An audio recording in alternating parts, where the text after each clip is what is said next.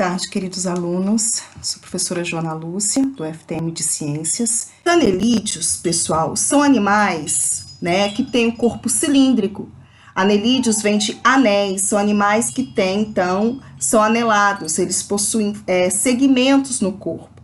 É o caso das minhocas, das sanguessugas, dos poliquetas, que são animais marinhos que têm, então, esse corpo com segmentação. Alguns podem ter um pseudopé, digamos assim, como os poliquetas, por exemplo, tá? Que conseguem se mover, tá? Mas a maioria deles se move por relaxamento e contração dos músculos do corpo, como a minhoca, por exemplo, tá? Eles precisam da água, eles não se libertaram totalmente da água, então a gente tem aí, a Bíblia fala, que a vida surgiu da água, não foi assim? Então, se você observar, de fato, os animais, eles saem da água para o ambiente terrestre. Então, nós temos os poríferos, que são aquáticos, quinidários, que são aquáticos, quinidários também não tem sistema digestório completo, tá? Tem boca, mas não tem ânus. Por exemplo, na hidromedusa, na caravela, a boca é no meio do corpo, tá? Não tem um sistema digestivo completo. Os anelídeos já possuem boca e possuem ânus, então eles já são mais evoluídos.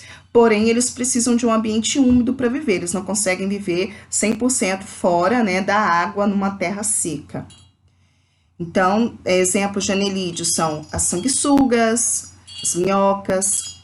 Depois, pessoal, nós temos os plateumintos. Os plateumintos são animais também invertebrados e são característicos são bem conhecidos por serem parasitas, por serem vermes, parasitários, ou seja, eles parasitam algum ser vivo, algum animal, algum outro animal, tá? Plateumintos vem de corpo achatado. Então, a característica desses animais é possuir o corpo achatado, tá? Nós temos alguns exemplos. Então, pessoal, aqui nós temos alguns exemplos de plateumintos, tá? São animais que podem ter vida livre ou estar parasitando. Como, por exemplo, a planária, que pode estar tendo vida livre ou estar parasitando algum ser vivo, tá? E outros animais, como, por exemplo, a solitária, que é aquele verme característico que eles falam, é verme de porco. Na verdade, o hospedeiro definitivo é o homem. O hospedeiro intermediário é o porco. Ou seja, ele passa pelo intestino do porco, mas o destino final dele é parasitar o ser humano, tá? Então, nós temos a planária, que é como eu já disse, esse daqui, Taenia sarginatus, que ataca o boi, e a Taenia solium, que ataca o porco, tá? Professora, como é que eu pego isso? Comendo carne de boi e de porco mal passada. Toda vez que você comer essas carnes mal passadas, você assume o risco de adquirir um parasita desse, tá? Eu, Joana, só como carne bem passada por conta disso. Esses animais, então, eles são bem conhecidos porque eles são parasitas humanos e causam dores de doença e por essa razão estuda-se bem eles, tá? Os nemateumintos também são vermes. Nemateumintos ou nematódios são vermes que têm um corpo cilíndrico, parece uma minhoca, que parece um macarrão. Desculpa, mas é assim que parece, tá? Eles já possuem sistema nervoso bem rudimentar, mas possuem, tá? Os nemateumintos são vermes filiformes. Alguns exemplos vou mostrar para vocês, só um instante. Dentre os nemateumintos, os nematódios, os mais conhecidos é a lombriga, o Ascaris lubricoides, o Oxyurus, que é aquele vermezinho microscópico, que tem cerca de 1 centímetro, que fica na porta do ânus, À noite as fêmeas saem para pôr os ovos, as crianças coçam muito, dói, coça muito. E por isso que às vezes, né, as pessoas dizem, está com oxiurus, não para quieta no lugar, a criança geralmente fica inquieta, né, tentando coçar. E ao coçar, os ovinhos ficam nas unhas e vai passando, onde ela toca, ela vai espalhando esses ovos no ambiente. Você, ao tocar e levar a mão à boca, né, você vai adquirir esses ovos. Ou comer um alimento e não lavar a mão antes, você vai adquirir esses ovos. Então, nós temos o necator americano, que é o amarelão, né, do jeca tatu, é um exemplo desses animais. Ó, ele possui boca, tá vendo? E ele é um pouco mais evoluído que os outros. Ele parasita o ser humano, ele fica no intestino do ser humano, assim como o outro plateuminto, tá? Esses são os mais conhecidos aí, animais, né, nematódios.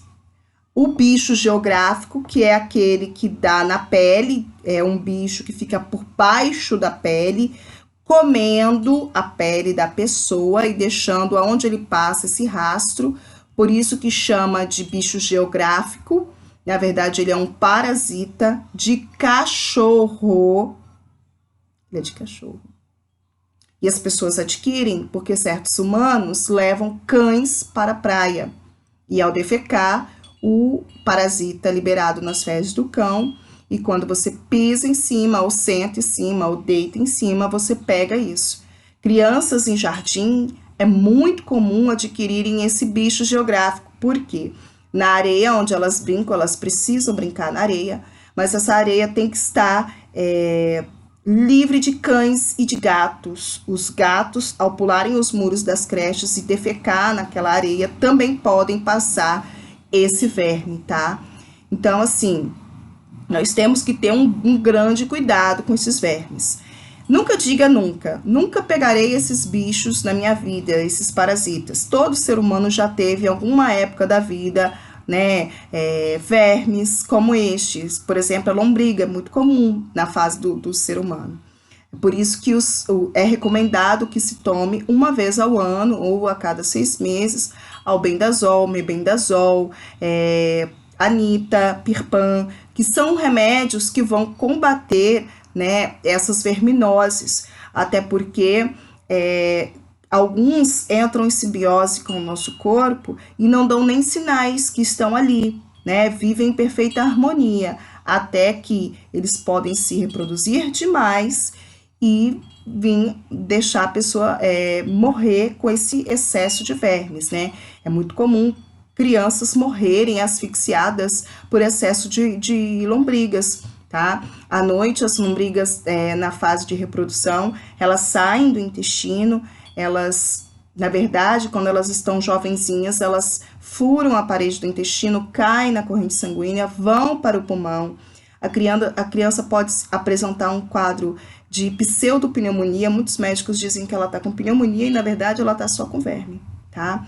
E aí, quando eles estão mais crescidinhos, eles saem do pulmão, chegam na traqueia, e aí a ideia é voltar para o esôfago, nessa região aqui, mas às vezes eles podem subir, sair pela boca, sair pelo nariz, e as crianças morrerem asfixiada, tá? E por que você está falando tudo isso, professora? É para causar pânico? É para causar medo? Não. É para que vocês, professores, tomem muito cuidado. Então, pessoal, ali nós temos uma imagem, né, de uma criança que veio a óbito por conta dessas lombrigas, né? E aí você deve estar pensando, poxa, a professora está querendo me matar, né? De preocupação, de medo. Na verdade, pessoal, nós, professores pedagogos, nós podemos nos contaminar. Por quê?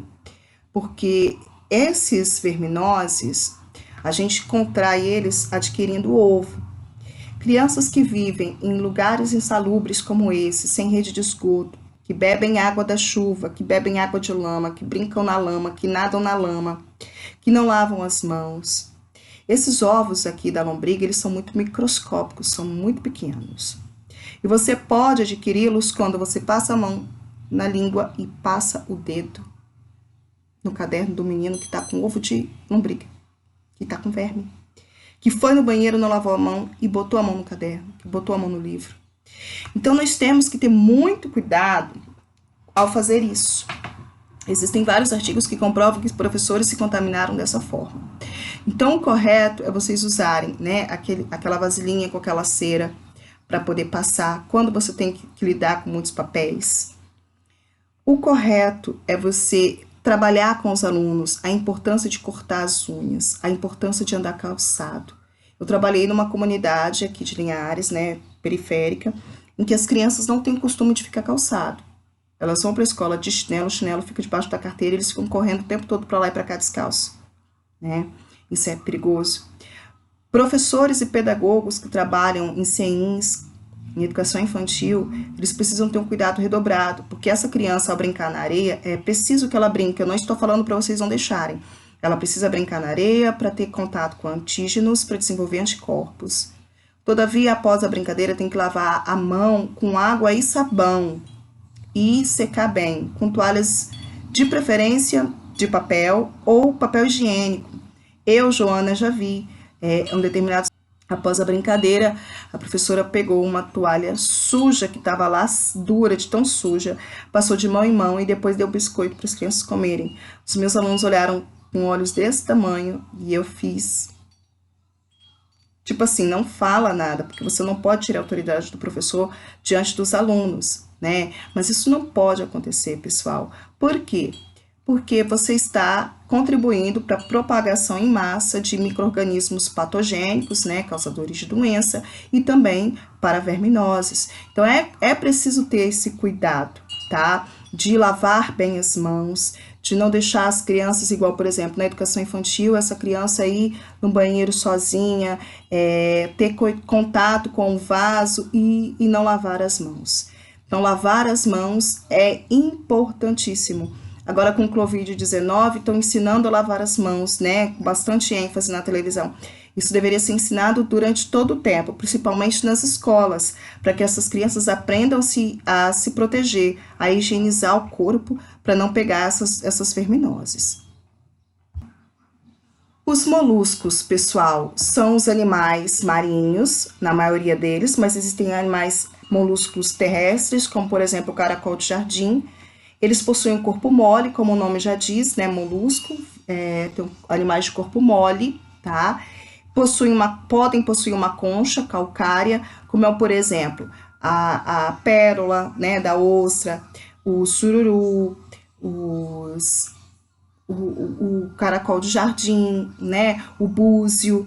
Esses animais, eles são moluscos. A conchinha, né, que fica na beira da praia, aquela conchinha é um exoesqueleto, é um calcário da onde existia um molúsculo ali, né? Que os animais têm a concha de forma interna, como a lula, por exemplo. A lula, ela tem a concha de forma interna, ela dentro dela. O polvo também faz parte dos grupos dos molúsculos, assim como a lesma, tá? De jardim. Os molúsculos podem ser terrestres ou aquáticos, tá? Os equinodermos são aqueles animais marinhos que têm espinhos. Equino vem de espinhos. Então, eles têm derme, pele. Então, a pele ou o corpo revestido de espinho. Como, por exemplo, o ouriço do mar, a estrela do mar, o pepino do mar. São animais que têm simetria radial, né? E tem o seu corpo revestido por espinhos, certo? Esses são os animais invertebrados, tá? Aqui nós temos o que a gente chama de filogênese, né, que é a ordem aí que esses seres foram aparecendo na face da Terra. As esponjas, os mais primitivos, os quinidários, os plateumintos, nematódios ou nemateumintos, molusca ou molúsculos, anelídeos e os artrópodes, certo? Fique com Deus, um grande beijo e tchau, tchau, até a próxima aula.